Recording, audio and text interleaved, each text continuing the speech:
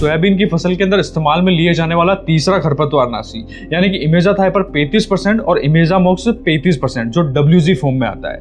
ये भी double technical के साथ में आता है। इसी कारण से अगर आप इसे प्रयोग में लेते हो तो ये सोयाबीन की फसल के अंदर चौड़ी और सकड़ी पत्ती वाले जितने भी खरपतवार निकलते हैं उनको काफी अच्छी तरीके से नियंत्रित करता है। किसान मित्रों, सोयाबीन की फसल के अंदर कंजरू हो, छोटी दूधी हो, बड़ी दूधी हो, पारा घास हो, मकड़ा घास हो और उसके साथ ही साथ में ये बोखना जैसे खरपतवारों को काफी अच्छे तरीके से नियंत्रित करता है।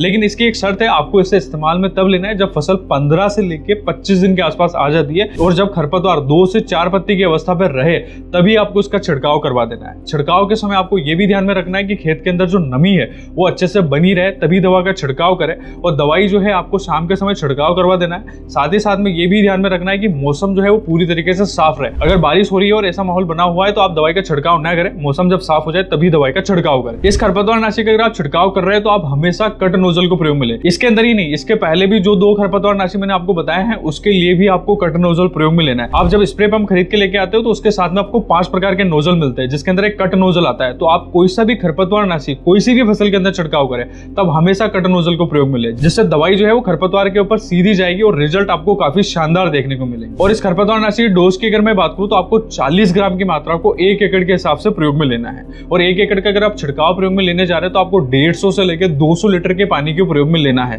तभी आपको छिड़काव करना है। 200 लीटर से ज्यादा भी नहीं लेना है और 150 लीटर से तो कम आपको बिल्कुल भी नहीं लेना है।